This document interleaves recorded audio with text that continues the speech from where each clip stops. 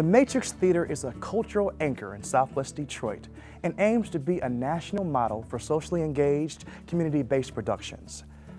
Agua De Luna, Psalms for the Rouge, focuses in on the struggles of three couples surviving, taking stock in memories, and believing in everyday magic. Take a look. Take me back to the time when you sent me, fresh as one who swam through fire.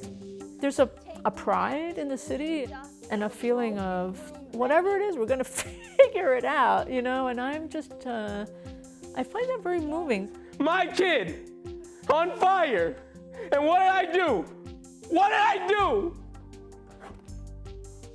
It was useless.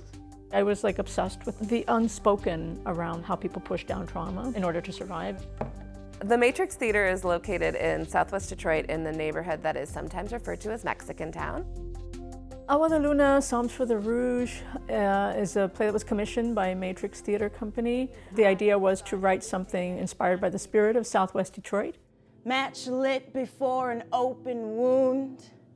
A dream of exile sang its song of praise along the trails of blood, lining the watery legs of the River Rouge.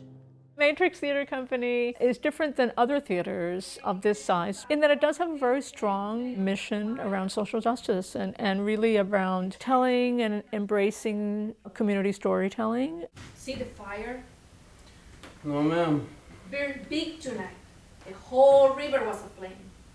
The Rouge can burn through a man clean, so they say. You know, I'm not from here, but they called me up and I was like, Detroit, awesome, I get to make a play for Detroit, you know, and so, but I didn't know about Southwest Detroit.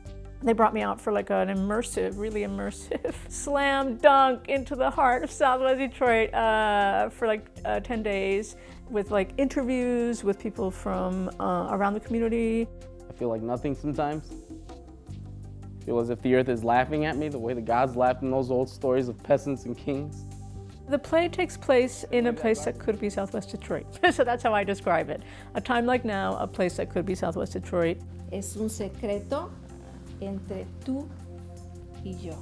They had two remits for the commission. One is that it have some aspect of bilinguality in the writing, Spanish to English in this case, and something that reflected the diverse population of the city, both the immediate Southwest Detroit, but also the city. I started just thinking about resilience and survival, and I just want to deal with people and how they get through from a day to day, and in tough circumstances, and honor them in some way. This woman has nothing to do with me. The play inspired by a lot of the people that I met here in Southwest Detroit and just sometimes just the landscape. A lot of the stories that I heard from people were traumatic. If something happens to her, you're gonna blame me. I wouldn't do that. Ever since Ronnie passed. Hey! We are not talking about that. Never talk about it. Danny! I was brought in for this show in particular because as a director I have a lot of experience with new play development and with creating original works. My focus is not on realism, and so with Cardud's text that's really poetic, it was sort of a good match. And I really am very passionate about their social justice mission and live in the neighborhood. If you let things be, the hum of the dog with the bird on its tongue will shout yes to a memory of a now that need be sung. The poetics of this play are definitely what struck me first, of that it leads with the poetry, and then it's these snapshots that are actually rooted in realism, but then the magic of the poetry sort of interrupts and comes in and lets us tell the stories in a new way. The story of Agua De Luna, Psalms for the Rouge, on a very simple level, it's snapshots of 3 different households. Beer tastes like lead. Spit it out. Doc said you can do all that working out. Helps the baby. It makes him seasick. Not indeed. They tell you? No.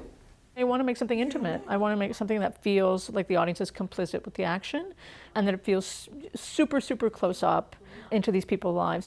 This play is being staged in the round, which is a first for Matrix Theater, so that means that there's audience on all 4 sides. I really wanted there to be a feeling of intimacy that felt like you were peering into these people's homes and these people's lives while these people's lives were being amplified in a more theatrical way. You going to Beto's first? Told Teresa May I'd be there. Working half day for this time? That's what they want. Make sure they pay you. always do. We see them struggle, maybe make peace with each other, maybe reconcile with each other, maybe find beauty and harmony in their lives, and go on. And so it's really about this community, these group of people, as opposed to a single protagonist kind of story. This play I really think is about how it's your relationships in life that get you from one point to another. This is an 8-person play, which is big for Matrix Theatre Company. It's a lot of people. Whoever gave you this amulet was witness to the darkest things in this world. There's the 108-year-old woman named Teresa de Los Angeles, and she is Mexican, so actually English is her second language, which was really important for me for this character. There's 2 characters that go in and out of speaking Spanish, Teresa and also her grandson Beto. Dog's quiet. He's sleeping. Bet he roared through that fire. He called out the heavens. Eso es verdad. Beto is the grandson of Teresa May and the partner of a character named Denny, which is played by an actress named Aja Dyer. And they're in a relationship that is struggling at the moment. We can't take care of her here. She's gonna hear you. She's sleeping. You know what it's like when she sleeps. We can't. Then there is Joss. He owns a scrapyard. He's in a marriage with a woman named Maria. Who'd you go with then? The clinic got a ticket offer. Didn't tell me. Don't remember. Not a word about the opera. Everybody's relationships start out in this play very fraught. When the baby comes, can't be here when the baby comes. I know. So? And then there's Lila and Omar.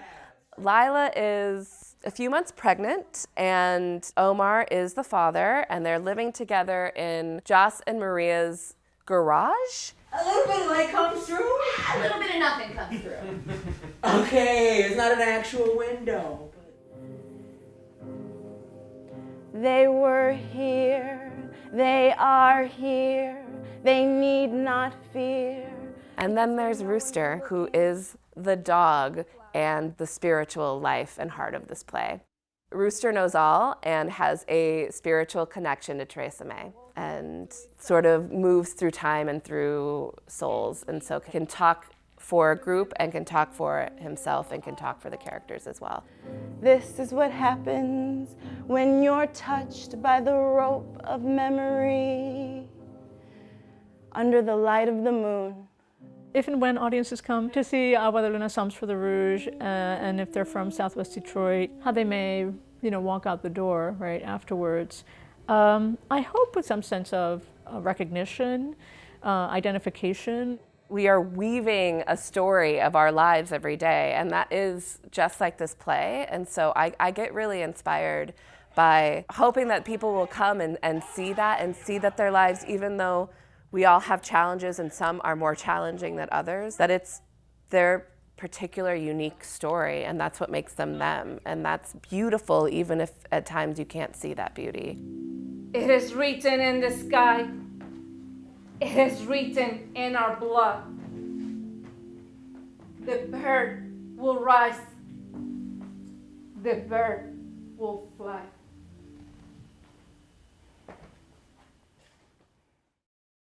You can learn more about the Matrix Theater and all the artists we feature here today on DetroitPerforms.org.